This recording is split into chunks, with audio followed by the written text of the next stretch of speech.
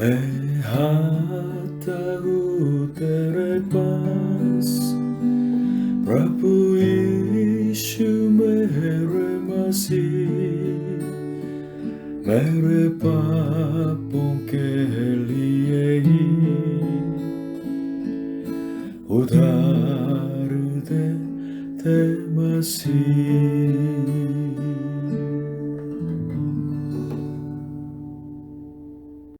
Hallelujah. प्रभु यीशु मसीह जी आप सभी को आशीष दे।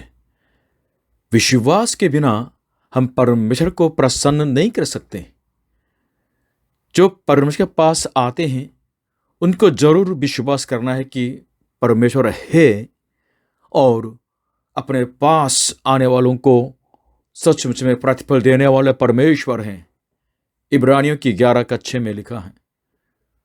और यूहन्ना का 17:3 में इस तरह लिखा है कि अनंत जीवन यह है कि वे पिता परमेश्वर पर विश्वास करें और उनकी तरफ से भेजे हुए मुक्तिदाता प्रभु यीशु मसीह पर विश्वास करें। और मरकुस 5:34 में प्रभु यीशु ने एक जो रोगी को चंगा करते हुए यह कहा कि तुम्हारे विश्वास ने तुझे चंगा किया है। मुक्ति यानी पाप क्षमा और शांति और अनंत जीवन पाने के लिए और जयवंत जीवन जीने के लिए प्रभु यीशु पर और पिता परमेश्वर पर विश्वास करना और प्रभु यीशु के नाम से प्रार्थना करना सचमुच में महत्व है। इस विश्वास के बिना और प्रार्थना के बिना मनुष्य जीवन सचमुच में असफल है और नाश हो जाते हैं। विश्वास और प्रार्थना हमारे जीवन में विजय लाते हैं और आनंद और आशीष लाते हैं।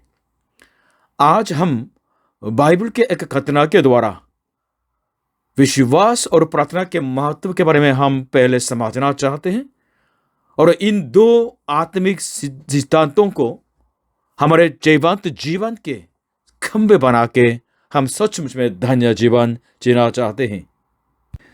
आज के वचन मरकुस रचित सुसमाचार 9वीं अध्याय 14 से लेकर 29 तक। और जब वह चेलों के पास आया तो देखा कि उनके चारों ओर बड़ी भीड़ लगी है और शास्त्री उनके साथ विवाद कर रहे हैं। और उसे देखते ही सब बहुत ही आश्चर्य करने लगे और उसकी ओर दौड़कर उसे नमस्कार किया। उसने उनसे पूछा, तुम इनसे क्या विवाद कर रहे हो? भीड़ में से एक ने उसे उत्तर दिया कि हे गुरु, मैं अपने पुत्र को जिसमें गूंगी आत्मा समाई है तेरे पास लाया था।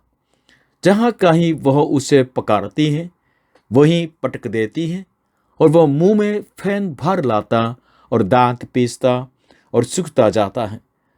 और मैंने चेलों से कहा कि वे उसे निकाल दें, परंतु वह निकाल न सके।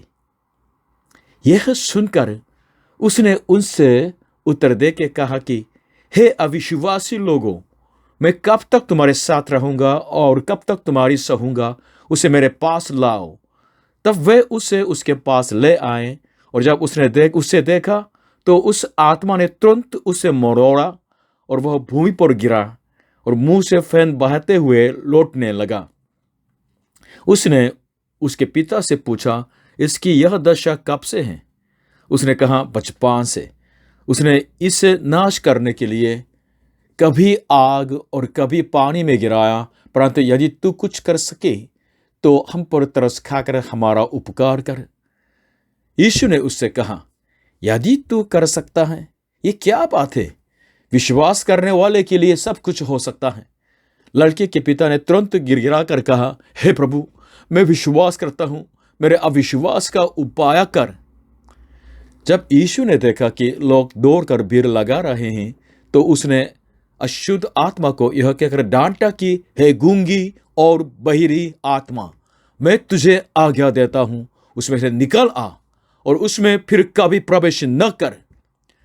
तब वह चिल्लाकर और उससे बहुत मरोड़ कर निकल आई और बालक मरा हुआ सा हो गया, यहाँ तक कि बहुत लोग कहने लगे कि वह मर गया। परंतु यीशु ने उसका हाथ पकड़ के उसे उठाया और वह खड़ा हो गया। जब वह घर में आया तो उसके चेलों ने एकांत में उससे पूछा, हम उसे क्यों न निकाल सके? उसने उनसे कहा कि ये जाति बिना प्रार्थना किसी और उपाय से निकल नहीं सकती। आज के उपदेश का पॉइंट 1, यीशु पर विश्वास करें, बिलीव इन जीसस।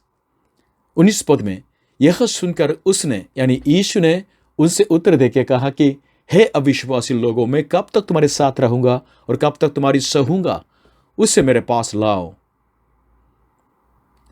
अपने पुत्र को जिसमें गूंगी आत्मा समाई थी चेलों के पास लाए थे, लेकिन चेलों ने उसको निकाल ना सके। तो उन चेलों को देख के प्रभु यीशु ने उनको डांटा, हे अविश्वासी लोगों। मतलब विश्वास की कमी है। विश्वास की कमी की वजह से दुष्ट आत्मा को निकाल ना सके। इसके बारे में माती, एक और जो प्रभु यीशु के चेला है, माती ने माती 17:20 में इस तरह लिखा कि अपने विश्वास की घटी के कारण प्रभु यीशु का जवाब इस तरह तो उन्होंने वर्णन किया है, सो लिटिल फेथ। क्योंकि मैं तुमसे क्या सच कहता हूं, यदि तुम्हारा विश्वास राई के दाने के बराबर भी हो तो इस पहाड़ से कह सकोगे कि यहां से सरक कर वहां चला जा, तो वह चला जाएगा और कोई बात तुम्हारे लिए अनहोनी न होगी। यहां से हम सीख सकते हैं लंबे समय से प्रभु यीशु को जानना और उनके सामर्थ्य को काम का अनुभव करना और प्रभु यीशु के चेले होने के नाते और बिल्कुल सेवक होने के नाते जीवन जीना एक बात है, लेकिन हर परिस्थिति में सचमुच में प्रभु यीशु पर विश्वास करके चलना यह दूसरी बात है। क्या आप आपकी समस्या के अंदर प्रभु यीशु पर विश्वास करते हैं कि नहीं, यह हमेशा पूछना है। इसलिए 2 कुरिन्थियों का 13:5 में इस तरह लिखा है, अपने आप को परखो कि विश्वास में हो कि नहीं, अपने आप को जांचो, क्या तुम अपने विषय में ये नहीं जानते कि यीशु मसीह तुम में है? नहीं तो तुम निकाम्मे निकले हो। आज के पॉइंट 2, यीशु में विश्वास में भरें, grow in faith in Jesus. 23 पद में यीशु ने उससे कहा, उस जो पिता से कहा, यदि तू कर सकता है, ये क्या बात है? विश्वास करने वाले के लिए सब कुछ हो सकता है। प्रभु यीशु के चंगाई के बारे में सुना है, इसलिए गूंगी आत्मा समाई हुई बेटे को तो लेके आया, लेकिन प्रभु यीशु के चेलों ने उसको निकाल ना सके। इसलिए प्रभु यीशु से ये पूछा, पिता ने पूछा कि यदि तू कुछ कर सके तो तरस खाइएगा। बस इस बात को सुन के प्रभु यीशु को अच्छा नहीं लगा, इसलिए ये कहा कि यदि तू कर सकता है, ये क्या बात है, क्या बात करते हो? विश्वास करने वाले के लिए सब कुछ हो सकता है। मतलब प्रभु यीशु को पहले सिखाना पड़ा, जो विश्वास में आते हैं उनके लिए असंभव की बात कोई नहीं है। इस आत्मिक सिद्धांतों को सिखाया, ये जाने कि परमेश्वर को सचमुच में अच्छा लगता है अगर हम विश्वास से उनके सामने आते हैं।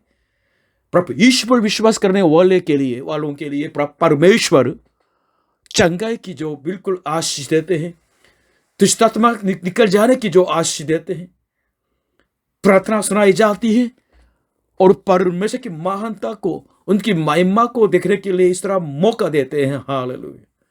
क्या आप सचमुच में प्रभु यीशु मसीह के सामर्थ्य से, चमत्कार से सहायता पाना चाहते हैं?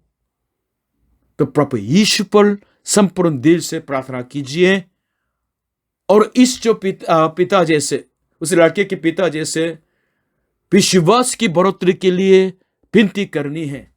24 में क्या लिखा है, यह है कि बालक के पिता ने तुरंत गिड़गिड़ा कर कहा, हे प्रभु, मैं विश्वास करता हूं, मेरे अविश्वास का उपाय कर, मेरे अविश्वास को ठीक कर, सब न करने दी। मैं ये आशीष देना चाहता कि प्रभु यीशु पर आप विश्वास करें, प्रभु यीशु में भरें, ताकि परमेश्वर आपकी सहायता करे, आपको आशीष दे। प्रभु यीशु पर संपूर्ण दिल से प्रार्थना करके आप देख लें कि आपके जीवन से अंधकार चले जाते हैं और रोशनी आ जाते हैं। प्रभु यीशु आपको आशीष दे। आज के पॉइंट 3, यीशु के अधिकार में जीत का आनंद लें। Enjoy the victory in the authority of Jesus. 25 पद में जब यीशु ने देखा कि लोग दौड़कर भीड़ लगा रहे हैं, तो उसने अशुद्ध आत्मा को यह कहकर डांटा कि है गूंगी और बहरी आत्मा, मैं तुझे आज्ञा देता हूं, उसमें से निकल आ और उसमें फिर कभी प्रवेश न कर। डॉक्टर ठीक नहीं कह सकते, मनुष्य अपनी बुद्धि से ठीक नहीं कर सकते हैं, सॉल्व नहीं कर सकते हैं।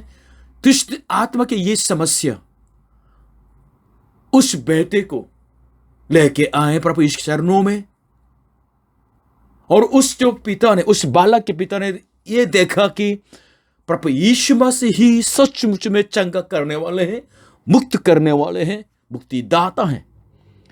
उस बालक के पिता ने प्रभु यीशु मसीह में परमेश्वर की महानता को देखा। हालेलुया। और आप जाने कि ये कहानी सिर्फ 2000 साल पुरानी कहानी नहीं, जो आजकल नहीं होती है। नहीं, हमारी संगति में, इस हिंदी संगति में एक भाई जयप्रकाश नाम के भाई, उन्होंने कितनी बार गवाही दी है।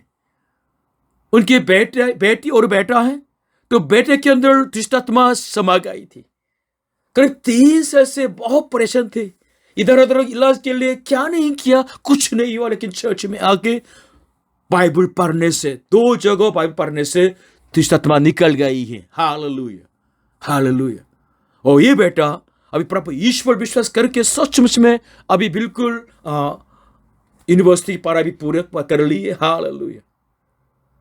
25 पद को फिर से सुनिएगा। प्रभु यीशु ने उस जो बालक के अंदर जो दुष्ट आत्मा, उसके विरोध में यह कहा कि है गूंगी और बहरी आत्मा, मैं तुझे आज्ञा देता हूं, उसमें से निकल आ और उसमें फिर कभी प्रवेश न कर। कौन दुष्ट आत्मा के विरोध में इस तरह आज्ञा देके उसको भगा सकते हैं? प्रभु यीशु मसीह ही है। क्योंकि प्रभु यीशु मसीह को आकाश और पृथ्वी का सारा अधिकार मिल गया है। वो स्वयं सृजनहार है और वो स्वयं मुक्तिदाता है।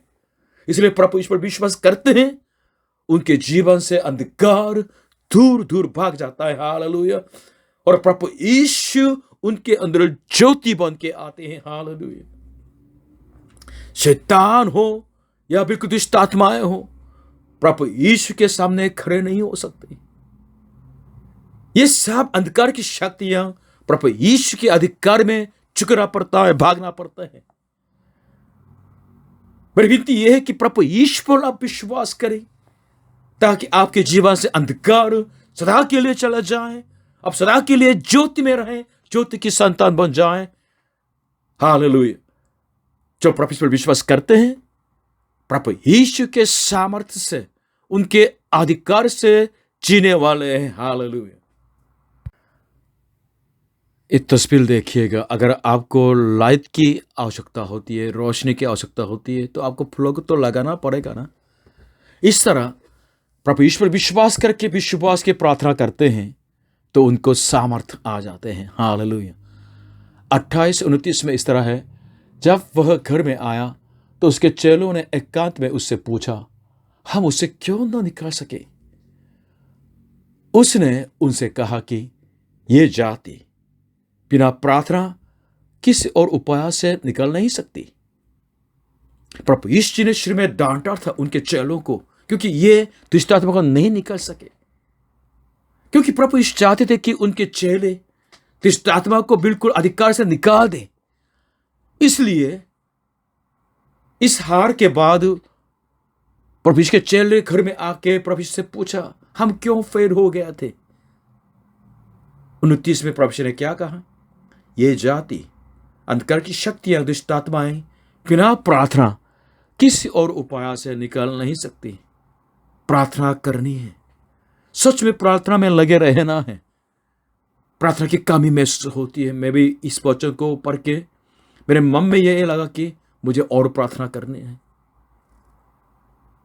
अंधकार की शक्तियों को बिल्कुल भगाना चाहते हैं, परमेश्वर की आशा की रोशनी को आप देखना चाहते हैं, निराशा का सामना करते हुए विजय पाना चाहते हैं, परमेश्वर की महानता और उनकी महिमा को आप देखना चाहते हैं, उस राह पर चलना चाहते हैं, प्रार्थना करना है विश्वास से।